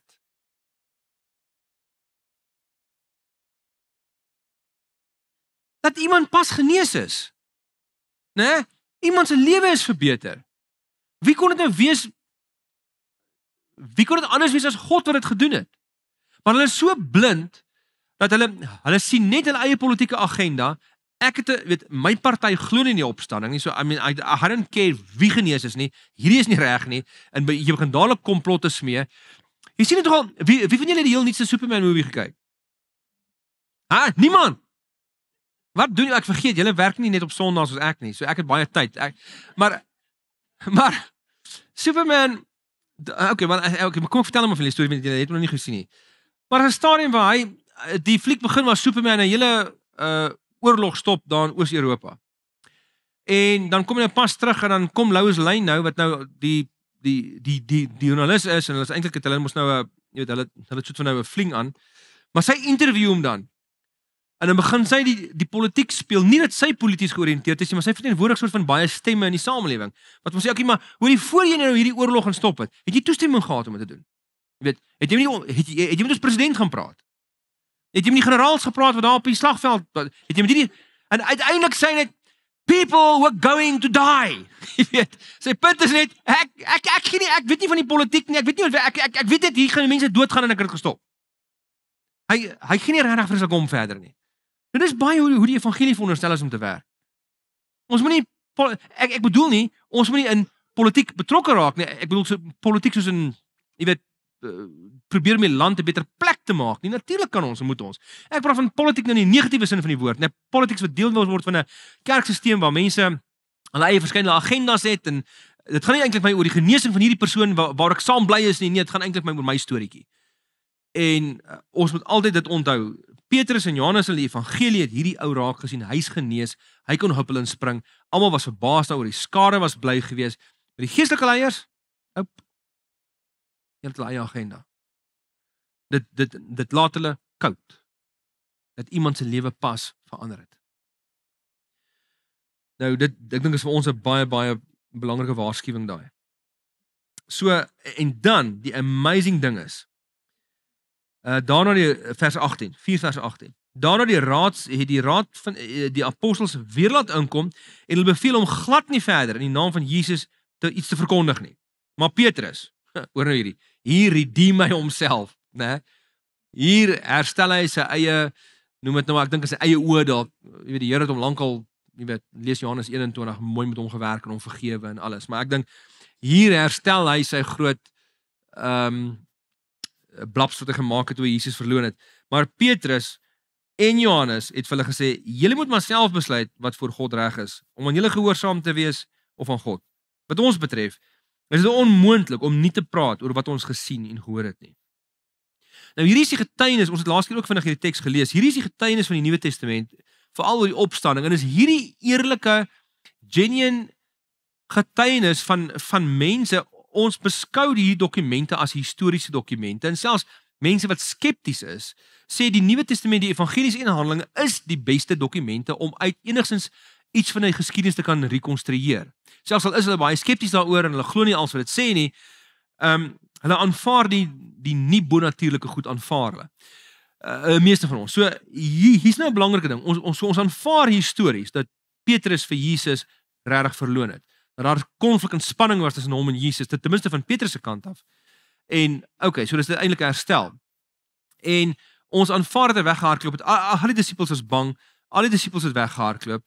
En hier kom Petrus, wat het gemaak? Wat het gebeur? Wat kon, as die opstanding nie gebeur het nie, en die Gees is nie uitgestort nie, wat kon maak? Dat 'n selfe ou, wat net 'n paar aande van tevore gehardloop het vir die lang riete, nou ewe skielik die guts het om met 'n spies in sy keel vir die ouens te sê, doen wat julle wil. Skiet my net hier. Dis fyn. Maar ek kan nie anders as om te praat oor wat ek gesien en gehoor het nie. Hulle is getuies van die opstanding. En dit het heel wat ander sekulêre historiese by die punt gebring waar hulle sê, hierdie lyk net so, daar moes iets gebeur het. Daar moes iets gebeur het. Soos die grootste skeptikus vandag sal erken, dat iets gebeur. Ons weet nie wat dit was nie. Was nie die opstanding nie, maar iets het gebeur. Wat hierdie ouens so direk aangeraak het. En dan is natuurlik nou ouens wat sê, okay, maar nou moet jy vir jouself vra, wat 'n storie maak die beste sin van al die feite, en met N.T. Wright het so dik boek geskryf, waar hy sê, wie wat, as jy al die feite net bymekaar sit, die beste verklaring vir al hierdie goed wat gebeur het, is dat Christus werklik opgestaan het. Dit is die enigste verklaarbare ding wat kon gebeur het. Okay, so dit is sommer net so 'n bietjie op die kantlyn vir julle. En dan sien ons daar in vers 23. Goed, so hierdie ouens is nou gedreig, en Petrus het gesê, kies vir julle vinger, ek gaan nie, jy weet, ons gaan nie stil bly nie. Vers 23, dan staan daar, nadat Petrus en Johannes losgelaat is, het hulle na die medegelowiges toe gegaan en vir hulle vertel, wat die priesterhoofde en die familiehoofde alles vir hulle gesê het. Toe hulle dit hoor, het hulle almal saam tot God gebid. Eerste reaksie. Nie geskinder om die braaivleis vier nie, gesê, hoe dis vreeslik, als wat uitmekaar het, die land sal nooit weer dieselfde wees nie, al jy weet as die politiek nie op homself kan, niks daarvan nie, hulle bid. Kom ons bid. Gevaar, ook, okay, bid. En gesê, Here, dit is U wat die hemel en aarde en die see wat alles daarin is gemaak het, en U het deur die Heilige Gees by monde van ons voorvader Dawid, U dienaar, gesê. En dan gaan hy nou so aan en dan sê hy, dis vers 27, dis wat werklik in hierdie stad gebeur het. Herodes en Pontius Pilatus het met die heidene nasies en die volk Israel saamgespan teen 'n heilige dienaar. Dan gebruik hy dit weer 'n keer. So hy wil sê Jesus is die Messias. Nou hy skes Jesus hier is die Messias. Hy gebruik die taal van Jesaja 53. Die dienaar Jesus wat deur U gesalf is, en hulle het alles gedoen waarvoor, wat U vooruit beskik en besluit. En nou, Here, kyk hoe dreig hulle ons. Nou wat vra hulle vir die Here? Hoor wat vra hulle? Gee dat U dienaars met volle vrymoedigheid U woord sal verkondig. Laat U hand genesing bring, en dat daar tekens en wonders plaasvind in die naam van U heilige dienaar Jesus. So wat vra hulle? Hulle vra vir nog meer vrymoedigheid. Hulle vra vir nog meer dapperheid. En hulle vra dat die Here aktief sal handel in hulle lewens. Dis een van die beste gebede wat jy kan bid. Vers 31, nadat die plek gebid het, nadat hulle gebid het, het die plek waar hulle bymekaar was geskit, hulle is almal met die Heilige Gees vervul, en met vrymoedigheid het hulle die woord van God verkondig. So hulle gebede is daar verhoor. 32, die getal gelowiges wat gelowig geword het, was een van hart en siel. Niemand het sy goedheid vir homself gehou nie, hier is dit weer, maar dat alles met mekaar gedeel. Die apostels het kragtdadiglik getuig dat Jesus uit die dood opgestaan het. Hoor die belangrikheid van die opstanding. En die genade van God was groot oor hulle almal. Nie een van hulle het gebrek gely nie. Hoekom nie? Want die wat grond of huise besit het, het dit verkoop. En die verkoopprys daarvan gebring en vir die apostels gegee. Die diere dan uitgedeel volgens elkeen se behoefte. Dan sien ons in hoofstuk 5 het ons van Ananias en Safira. En kom ons lees die eerste paar verse daarso. Daar was ook 'n sekere man Ananias, sy vrou Safira wat 'n eiendom verkoop het. So nou vertel hulle vir almal het eiendom met mekaar gedeel, maar nou het mense begin sien, wel, jy sien wie wat, mense is so aangedaan deur hierdie goedes wat ons met mekaar deel. Wow, in hierdie nuwe community kry jy actually 'n goeie naam, want jy baie vergewe geraak. So guess what? Ons wil nie eintlik als gee nie, ons wil graag die naam hê dat ons als gee. Ons wil graag die erkenning kry wat die mense gee vir mense wat vergewig is, maar ons wil eintlik nog 'n bietjie vashou aan ons eie goed. So daar staan, en sy vrou Safira het eiendom verkoop. Met die medewete van sy vrou het hy van die verkoopprys vir hulle self agtergehou en net 'n gedeelte daarvan gebring en vir die apostels gegee. Petrus sê te vir hom, Ananias, hoekom het jy jou deur die Satan laat omhaal om vir die Heilige Gees te lieg? Met ander woorde, hoe bedoel hy het gelieg? Hulle het gesê, hier is die volle verkoopprys, ons gaan al die geld vir hulle gee, en toe gee hulle net 'n gedeeltjie en hulle hou 'n stukkie terug en hulle is oneerlik daaroor. Né? En van die verkoopprys van die grond vir jouself gehou, vers 4, die grond is mos joune. En toe die verkopers kon jy met die geld gemaak het wat jy wou. Hoor die vrywilligheid hierso, né, van vergewigheid. Né? Niemand het gesê jy moet dit doen nie, Ananias, dit was joune. Die Here het dit aan jou toe vertrou. Ja, en jy moet dit vir die Here gebruik en jy kan gebruik wat jy nodig het vir jou gesin en so aan, maar niemand het vir jou gevra jy moet die geld gee dat ons dit jy weet, ek bedoel, dit was jou eie prerogatief gewees. So hoekom het jy gejok? Op die ou het jy nou 'n scam spul aan die gang gesit om die hele community te probeer mislei. Wat het jou besiel om dit te doen? Jy het nie vir mense gelieg nie, maar vir God. Toe Ananias dit hoor, het hy dood neergeval en al die ander wat dit gehoor het baie bang geword. Met goeie rede sou ek sê. Almal het gedink, ek sal nie weer 'n dankoffertjie beloof wat ek nie gaan gee nie. 'n Paar van die jonges het nader gekom om toegedraai en gaan begrawe. Omtrent 3 uur later het sy vrou daar aangekom, onbewus van wat gebeur het. Petrus vra toe vir haar, sê vir my, het jy die grond vir soveel verkoop? Jep, sy sê, sy lieg net so lekker agter 'n man aan. In vers 9, toe sê Petrus vir haar, waarom het julle ooreengekom om die gees van die Here te tart? Die mense wat jou man begrawe het, is nou weer by die deur, hulle sal jou ook uitdra. En boem, daar tref sy ook die vloer en weer eens, daai gesinnetjie herhaal net so. Die jong manne het ingekom, gesien sy is dood. Dit klink soos die ouens half die jong manne ingekom het. Nog een. Okay, dra uit dit so half. Die hele gemeente en al die ander mense wat dit gehoor het baie bang geword. En kyk 'n bietjie net 'n paar verse af, vers 13. Maar van die ander mense het niemand het gewaag om by hulle aan te sluit nie. Al het die volgende hoog geag. Want gesê, wees versigtig, maar as daar aansluit, dan gaan jy dood. Ja, so jy sal in Handelinge, dis belangrik om te verstaan. In Handelinge sien jy seker goed gebeur wat jy nie weer later sien gebeur nie. En dis 'n belangrike ding, dis 'n belangrike sleutel om Handelinge te verstaan. Handelinge vertel vir ons die oorgangsverhaal van die lewe van Jesus af na die ontstaan van die vroeë kerk. En Handelinge dek 'n stuk geskiedenis tussen 25 en 35 jaar. So dis letterlik die oorgang van alles wat gebeur. En dis waarom daar, as jy Paulus se briewe lees, kom jy agter, okay, dit gebeur, hierdie tipe ding gebeur nie so nie, en dit gebeur nie altyd daar nie, en selfs in die res van Handelinge, in die tweede helfte van Handelinge, dan sien jy dat die dinge, dat op 'n stadium dan besluit Lukas, ek het nou genoeg van hierdie goed opgeteken, maar mense beskou die afsterwe van Ananias en Safira as deel van daai goed wat nie elke dag gebeur nie, maar natuurlik sal ons ook nie weet nie. In 1 Korintiërs 11, dan sê Paulus ook vir die ouens wat die nagmaal verkeerd gebruik, né, wat 'n oordeel oor hulle self eet en drink. Hoe het hulle dit gedoen? Maar was ryk mense in Korinte en arme mense in Korinte. En nou kom hulle almal om nagmaal te hou. En wat is nagmaal in daai dae? Dis nie die klein droë broodjie en wyn wat ons doen nie. Hulle het saam geëet. Hulle het actually geëet en het die brood en die wyn afgesluit. Maar nou bring die ryk ouens baie kos en die arme mense van ander nasies of die slawe, hulle het nie hulle 3 broodkrummels wat hulle nou bring. So nou bring hulle dit en nou sit hulle daar en die ryk mense eet hulle self dik en die armes gaan dood van die honger, en Paulus sê dis wat julle dink, julle eet en drink 'n oordeel oor jouself. As jy op daai manier nagmaal hou, nagmaal is veronderstel om jou te verenig. Deel met mekaar. Hoekom doen jy dit nie? Ons weet die Korinte was 'n bietjie van 'n weird setup hier gewees.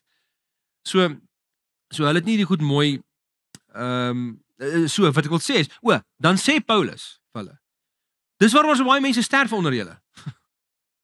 Dis 'n interessante stelling. Ek weet nie. Die Here werk absoluut deur genade.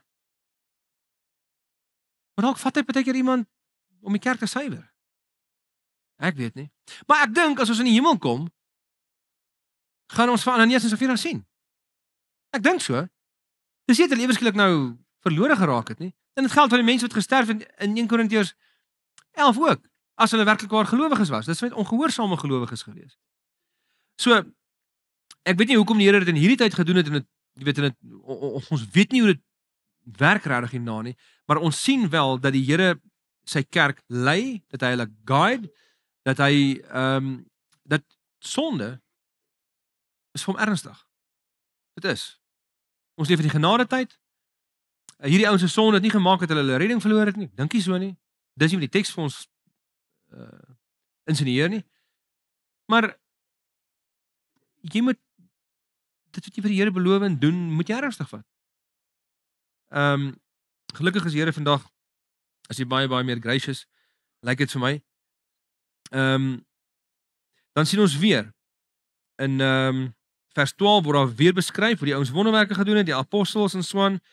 En dan sien ons vers 17, dis nou 5 vers 17, die vervolging van die apostels, dan word hulle weer gevange geneem, weer dieselfde ouens, weer Petrus hulle, en dan self hulle, vers 28, het ons julle nie uitdruklik belet om die mense in hierdie naam te leer nie? Nou leer die Here Jerusalem vol van julle leer. Is dit nie 'n kompliment nie? Ek weet nie, as die Here vir die Oosterlig of vir al die ander kerke in Pretoria sê, julle Pretoria is vol van julle, wel, die hele Pretoria is vol kerke, jy weet, so jammer is mense wat heilig leef.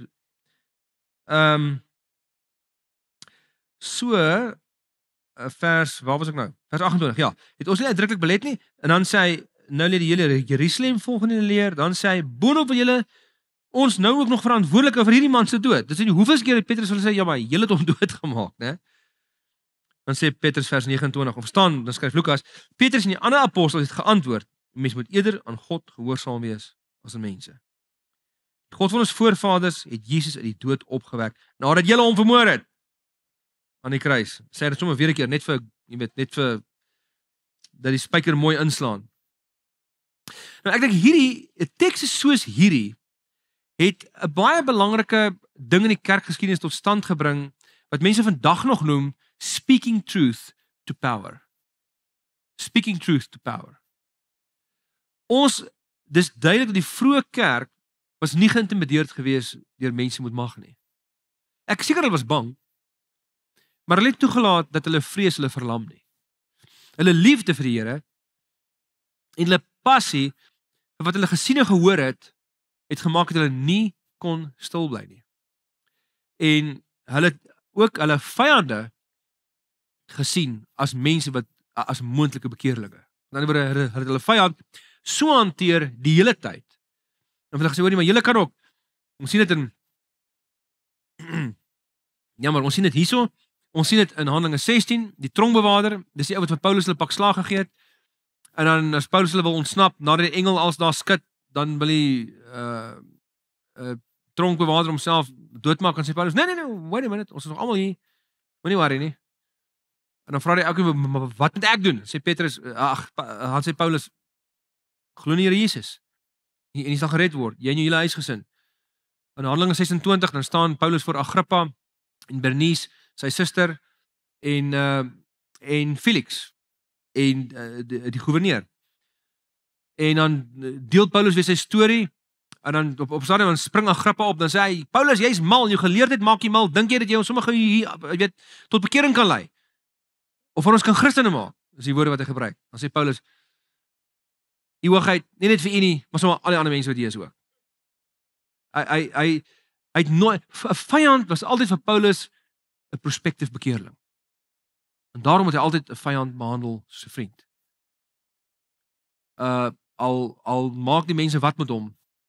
En dit is ons om te sien. En dit is my interessante ding, as jy vandag kyk na sosiale media en jy kyk nou hoe Christene, ek praat nou van Christene, praat oor mense in die samelewing en hoe hulle afkraak asof omdat hierdie mense die vyand van die kerk is of hulle self uitspreek teen die kerk of teen Christus of teen God, dat ons dieselfde houding teenoor hulle moet hê as wat hulle teenoor ons het. Ons moet altyd onthou, die Here het elke sondaar lief. En ons het die geskiedenis is vol stories van vyande wat vriende geword het, van ateïste wat gelowiges geword het, van die vyande van die kerk wat vriende van die kerk geword het. En daarom moet jy altyd iemand so hanteer, al hanteer hy of sy jou hoe, altyd so hanteer, dat jy hom of haar weer in die oë kan kyk na die tyd. Die dag as hulle die nood slaan, en hulle die Here nodig, dan moet hulle kan terugkom na jou toe. En dit is nog 'n ding wat jy oral sien. Nou dan sien jy 'n interessante ding gebeur. In hoofstuk 6, dan sien jy in 6 vers 1, in daardie tyd, toe die gelowiges nog steeds meer geword het, het daar teen die Hebreëus sprekendes klagtes gekom van die Grieks sprekendes. Hier begin die politiek sommer al klaar, né? Dis nie nasies. Dat hulle weduwees in die daaglikse versorging afgeskeep word. Die 12 apostels roep toe al die gelowiges bymekaar en sê vir hulle, dis nie reg dat ons die verkondiging van die woord van God verwaarloos om die versorging te kan behartig nie. Nou broers, soek 7 mans onder julle uit, wat daarvoor bekend staan dat hulle vol is van die Heilige Gees. Wat beteken vol van die Heilige Gees? Beteken dood eenvoudig net iemand wat so verlief is op Jesus, oor wie die Gees getuig in hulle harte, maar dis die doel van die Heilige Gees, né? Die Heilige Gees getuig oor Jesus. Die Heilige Gees realiseer die koninkryk en die wil van Jesus. Die Heilige Gees bou ons as tempel, as Nuwe Testamentiese tempel. Hy bou ons as gelowiges, hy bring ons bymekaar uit, hy maak ons deel van die liggaam. So wie is vol van die Gees? Iemand wat so vol is van die wil van Jesus, wat absoluut lief is vir die Here, wat absoluut inkoop in die werk wat die Heilige Gees onder ons almal doen. Dis iemand wat vol is van die Gees.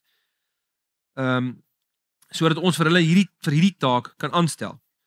Ons, dis nie apostels, sal dan al ons aandag gee aan gebed en die bediening van die woord bly gee. Die voorstel het by al die gelowiges byval gevind, hulle het vir Stefanus gekies, 'n man met 'n vaste geloof en vol van die Heilige Gees, verder van Filippus, Prochorus, Nikanor, Timon, Parmenas, Nikolaus, wat van Antiochia afkomstig was, en van tevore uit die heidendom tot die Jodendom oorgegaan het. Die gelowiges het hulle voor die apostels gebring, en dit vir hulle gebid, en vir hulle hande opgelê. Die woord van die Here het verder versprei, en die getal gelowiges in Jerusalem het geweldig toegeneem. Selfs 'n groot getal priesters het gelowig geword. So klomp Sadduseërs, klomp van die ouens van die priester klas het gelowig geword. So jy sien hierso, hulle terwille van die armes en terwille van die woordverkondiging, het hulle vir die eerste keer hier kry die eerste vorm van 'n bietjie spesialisasie, né? Of ten minste 'n bietjie rolverdeling. Kom ons noem dit rolverdeling. Dat nou groei beweging. En dan is altyd 'n appel op die leiers om nou meer te doen, nou is hulle in twee geskeer tussen al die behoeftes, en onmiddellik sê hulle, okay, wag, wait a minute. Ons weet wat ons moet doen. Ons was getuies van die opstanding, ons apostels. So dit moet ons primêre taak bly. Ons moet getuies bly van die opstanding en van die lewende evangelie. Maar die armes is belangrik. So kom ons sit 'n groepie mense op sy hulle en dit hulle hierdie mense na kyk. So dis basies 4 maniere. Jy kan soms net 'n mental note hiervan maak, of regte note for that matter. Daar's soort van 4 fases van hulp wat die vroeë kerk aan die armes gegee het. Ons het nou 'n bietjie van dit gelees. Die eerste een is spontane mededeelsaamheid. Sommige net spontane, individuele, jy weet, jy het kontak met iemand en jy is mededeelsaam. Die tweede enetjie is georganiseerde hulp. Dis nou voor Handelinge 6 nog, die ouens het hulle grond goed verkoop, dit vir die apostels gebring en hulle het op 'n georganiseerde manier het hulle vir mense die goed uitgedeel. Die derde enetjie is die aanstelling van helpers, soos dit nou hier gebeur, mense wat spesifiek op sy gesit is, net vir dit. En dan is daar ekumeniese hulp van buite af. Dit beteken dat ons nie net kyk vir hulp onder gelowige mense hier onder ons nie, maar ook op 'n ver plek. En daarvan is Paulus eintlik 'n goeie voorbeeld. Jy kry dit egter ook in Handelinge, ons sal daarby kom in Handelinge 11. Volgende week sal ons daarby kom. Handelinge 11 vertel vir ons 'n storie. Daar het 'n hongersnood plaasgevind. En toe was Paulus en Barnabas in Antiochië. En so in 48-49 was 'n hongersnood gewees in Egipte, dit oor hele Palestina versprei, en daar was 'n groot tekort aan brood. En die gemeente in Jerusalem het finansiëel verskriklik swaar begin kry. In Handelinge 11, dan sien jy hoe Paulus en Barnabas 'n fondsinsameling hou daar in Antiochië, en hulle reis af saam met Titus. En hulle gaan vat die geld vir die gemeente in Jerusalem. As jy die eerste Korinteërbrief lees en die tweede Korinteërbrief, en die Romeinebrief, dan sien jy dat Paulus sy hele lewe lank, sy hele bediening lank, het hy homself gewy aan fondsinsameling vir die gemeente in Jerusalem. So dit beteken, hy het geen ander belang by die mense in Jerusalem nie, behalwe dat hy miskien 'n paar van hulle ken, maar dit is nie eens deel van sy bediening nie. Paulus is eintlik geroep vir die nasies en Jakobus hulle vir die ouens in Jerusalem, né? Dis mos so 'n soort van die rolverdeling gehad het. Maar ten spyte daarvan het Paulus nie gesê, "Oh well, jy weet, die ander Jode moet maar daar vir hulle sorg." Die concern vir jou medegelowiges is altyd primêr, maak nie saak hoe goed jy hulle ken nie, maak nie saak hoe ver jy van hulle af is nie. Dit moet altyd ander mense se pyn moet ook jou pyn wees. Ander mense se behoeftes moet ook jou probleem word. Ander mense se goed moet ook jou verantwoordelikheid word. Dit is 'n verskriklike belangrike Bybelse beginsel. Johannes sê dit vir ons in Johannes 2, as jy jou broer sien gebrek kry en jy voel niks vir hom nie, hoe kan die liefde van God in jou wees? En dit wat ver gebeur, raak altyd ook dit wat naby gebeur. Dis 'n baie belangrike Bybelse tema daai. Okay, so ons sien hier ouens word aangestel, dan word Stefanus gevange geneem. So ons sien daar in vers 8, Stefanus aan wie God baie genade en krag gegee het groot wonders en tekens onder die volk gedoen. Party van die lede van die sinagoge van die vrygelate slawe, soos hulle dit genoem het, wat bestaan het uit Jode wat van Cyrene en Alexandrië afkomstig was, het toe saam met die Jode wat van die provinsie Cilicië en Asië afgekom het, met Stefanus begin redeneer. So hulle tel 'n bietjie van 'n argument op. En die sinagoge van die vrygelate slawe is eintlik maar presies nie wat dit is. Daar was omtrent in Jerusalem so 480 sinagoges. Want 'n sinagoge is nie selfs 'n tempel nie, net 'n soort van in al die plattelandse dorpe het jy sinagoges gebou waar daar gewoonlik 'n rabbi was wat vir jou die wet gelees het en waar mense kom met mekaar kom op die Sabbat. So nie almal het elke Sondag of Sabbat tempel toe gegaan nie, want nie almal het naby Jerusalem gebly nie. So natuurlik Jerusalem, daar was baie sinagoges, net weer dit gee in Rome. Nou die Jode was reg oor die wêreld versprei. In Rome weet ons van 11 sinagoges. Maar goed, Rome is natuurlik nie die plek van die Jode nie, maar die Jode was omtrent oral gewees. 11 sinagoges in Rome waarvan ons weet. Ouens wat projekteer sê, dis net waarvan ons weet, daar was waarskynlik tussen 15 en 20 sinagoges in Rome, omtrent 20,000 Jode in Rome. Jerusalem, ander storie. Jy weet, dis die plek van die Jode, 480 sinagoges. So hierdie sinagoges van vrygelate slawe is waarskynlik slawe van eienaars wat Romeinse burgers was en daardeur het hulle en hulle is toe nou vrygemaak en hulle beland in Jerusalem. En daar was 'n sinagoge gewees, lyk vir my, net vir 'n bepaalde groepie van hierdie. Ekskuus tog. Jammer. En dan so dan word Stefanus gevange geneem daarso. Hulle kry nou argument met mekaar, hy word gevange geneem. Vers 14, 6 vers 14. Ons het hom hoor sê, dis in die aanklag teen Stefanus hierdie, dis nie waarheid nie, maar hulle het hom aangekla. Ons het hom hoor sê dat hierdie Jesus van Nasaret die tempel sal afbreek en die voorskrifte wat Moses vir ons gegee het sal verander. Toe al die lede van die raad stip te Stefanus gesit en kyk en hulle gesien het sy gesig straal soos die van 'n engel. Wat beteken dit? Geen idee nie. Min kommentare weet wat dit regtig beteken. Beteken net daar was iets van God wat hulle kon sien in hom wat die significant is van Jakob. Significance deur waarom Lukas dit noem is ons nie seker nie. Dan sien ons dan hoofstuk 7 is die langste hoofstuk in die hele Nuwe Testament. En dit is Stefanus se toespraak. So, en as jy dink Petrus te lang asem, watch vir Stefanus. Hy vat hom daar van die begin af. Vertel hy vir hulle die hele storie. Julle kan dit alles 'n bietjie gaan lees. Maar jammer. Julle sien hy begin by Abraham, hy bly lank met Abraham besig en dan Jakob daar by vers 8 en dan Josef vers 9 en dan die Farao, dan sal hy in Egipte. En as dit weer Josef en Jakob en hy vertel die storie baie uitvoerig. Vers 18, 'n nuwe koning wat vir Josef nie geken het nie, het egter in Egipte aan bewind gekom. So dis in die nuwe Farao wat die ouens later daar gevange gehou en slawerny gedompel het. En uiteindelik so hy vertel die hele storie van die uittog. Vers 44, ons voorvaders het die tent, dis die tabernakel, né, die tempel voor daar 'n tempel was, die rondgaande tempel as jy wil. Het die tent die tent met die getuienis by hulle in die woestyn gehad. Moses het dit op bevel van God gemaak. Volgens die voorbeeld wat hy gesien het, die volgende geslag het die tent ontvang en het saamgeneem onder leiding van Joshua die land in besit geneem het. So hy vat die hele geskiedenis, wys hoe God betrokke was in die Ou Testament, hoe God die hele pad voorberei het vir Jesus. Ekskuus julle. Ek sê hoes ek het nou regtig nou dingetjie in my keel. Vers 48. God die Allerhoogste woon egter nie in geboue wat deur mense gemaak is nie. Soos die profeet sê, die hemel is my troon. Daai kry jy reg deur Handelinge 17 ook. Dis dit Paulus se aanklag teen die ouens in Athene. Hy sê julle in die middel van vers 51, tweede sinnetjie, julle is heidens in julle harte. Sê Stefanus nou vir hierdie ouens, né? Julle is doof vir die woord van God. Julle weerstaan altyd in die Heilige Gees. So dis die geskiedenis van Jerusalem hierdie. Hulle weerstaan die profete, God se mense, maar hulle hoor hom mis. Soos julle voorvaders gemaak het, maak julle ook. Was daar ooit 'n profeet wat nie deur hulle voorvaders gevolg is nie? Nou hy oordryf nou. Natuurlik was daar profete wat nie dood is nie, maar hy sluit nou hierso aan by hulle geskiedenis en hulle reputasie. En dan vers 54 sê ons, toe die Jode van die Joodse raad dit hoor, het hulle van woede op hulle tande geknars. Maar Stefanus, vol van die Heilige Gees, opgekyk na die hemel, hy verlaat homself op God, baie simbolies daai, kyk op, hy sien nie die mense raak nie, gaan vir hom oor die Here, God is sy sekuriteit, na die hemel en die heerlikheid van God gesien, en Jesus aan die regterhand van God sit. Kyk, sê hy, ek sien die hemel open, en die seun van die mens aan die regterhand van God sit.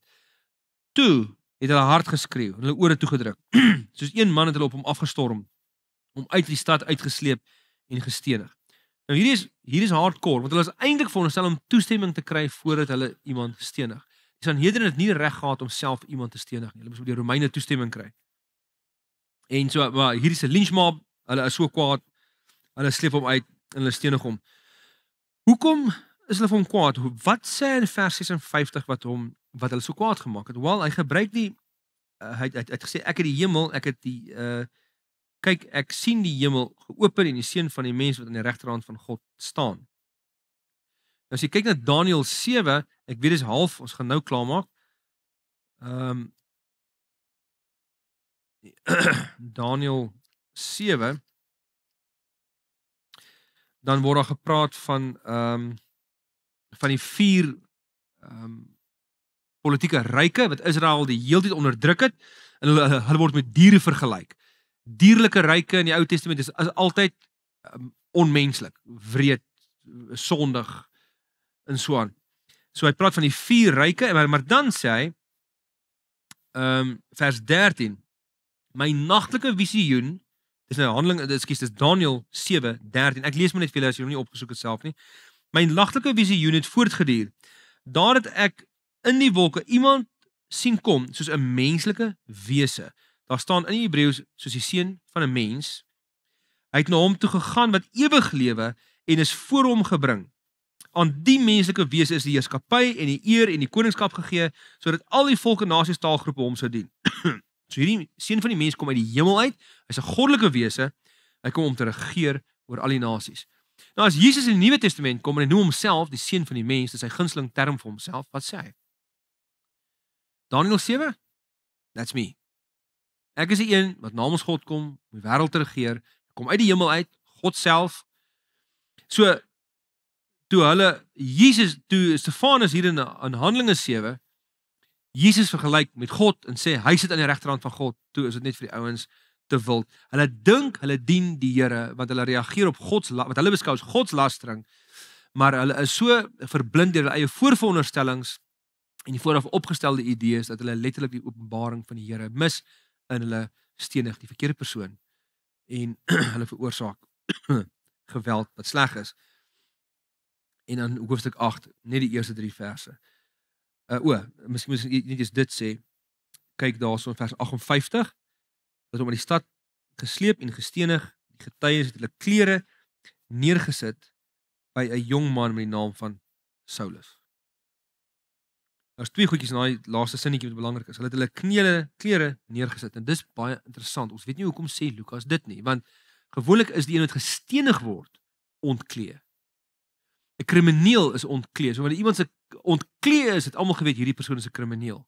So hoekom het hierdie mense hulle eie klere uitgetrek? Die stenigers het hulle klere uitgetrek. Party mense sê dis asof Lukas hiermee baie simbolies wil sê dat daarmee erken hulle eintlik hulle is die kriminele, hulle is die skuldiges, maar hulle besef dit nie. Dit kan wees, ons is nie seker nie. Maar dan sien ons daar vir Saulus. En dan hoofstuk 8 vers 1. Ook Saulus het hierdie moord goedgekeur. Daardie dag het daar 'n ewige vervolging van die gemeente in Jerusalem begin. Weereens Jerusalem, die plek waar die mense van God vervolg word en doodgemaak word. So Jerusalem doen gestand teenoor sy eie reputasie. Al die gelowiges behalwe die apostels is uitmekaar gejaag en verstrooi oor die gebiede van Judea en Samaria. Godvreesende mense het vir Stefanus begrawe en daar's baie oor hom gerou. Saulus het die kerk probeer uitroei. Hy het van huis tot huis gegaan, mans en vrouens laat uitsleep en hulle in die tronk laat sit. Tot daar. Ek sal vir julle volgende week hierdie bord omstuur dat julle kan vra. As julle enigste vrae het op hierdie stadium, jammer, maak net notaatjies daarvan iewers in 'n kantlyn of 'n ding iewers en dan volgende week dan as ek die bord omstuur dan skryf julle dit net neer en dan sal ek vir ons dan sal ek volgende keer so die helfte van die sessie. Jammer. Sal ek stop, ek gaan gou na die vrae kyk. Alright, is julle okay sover? Hou julle by nog? Alrighty. Kom ek bid vir ons. Weereens ons hemelse Vader, lewende Here, ons buig voor U.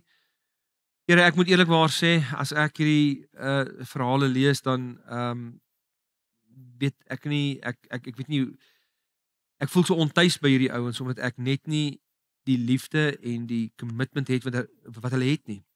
Maar Here, ek praat namens almal van ons dink ek as ek sê ons wil dit so graag hê. Here, ons wil U lief hê met hart, siel en verstand, soos wat Paulus en Stefanus en almal van wie die Nuwe Testament praat, U gehaat het. En ons weet hulle geliefde vir U was ook gebrekkig en ons weet hulle het ook foute gemaak. So ons identifiseer soveel met hulle. Maar Here, ons is ook so aangespoor en geïnspireer deur die beweging van U Gees hier in Handelinge wat gemaak het dat U die goeie nuus wêreldwyd gebring het. Help ons om getrou te wees daaraan, Here. Help ons om uitdrukking te gee aan die nuwe volk van God wat U besig is om te vorm reg oor die wêreld. Here, help ons om te onthou om te bid vir die mense in Gaza, om te bid vir die mense in Israel, om te bid vir die mense in Oekraïne en in Rusland waar daar terrible goed gebeur, waar mense se lewens aan 'n draadjie hang. Red net die wêreld, Here, asseblief help ons en hou ons goeie custodians vir die eintlik great omstandighede wat ons hier in Suid-Afrika het tot dusver. Help ons asseblief, help ons om dankbaar te leef elke dag. Help ons elke dag oorrompel te word deur U grace en U liefde. Help ons om nie ooit dit reg te kry om te vergeet hoe lief U ons elkeen het nie. Here, dit is net amazing. Die nuus wat U vir ons gebring het. En Here, dankie dat U Gees in ons bly en ons nie verlaat nie. Help ons om getrou te wees. Leer ons om getrou getuies te bly. Here, ek bid vir elkeen van ons vanaand hier en almal wat vir U verteenwoordig word, gesinne wat vanaand U verteenwoordig word ook, Here. Ek bid vir die res van hierdie week wat voorlê, dra ons en hou ons naby aan U en lei ons asseblief. Here, ons bid dit als in Jesus U naam en almal sê amen.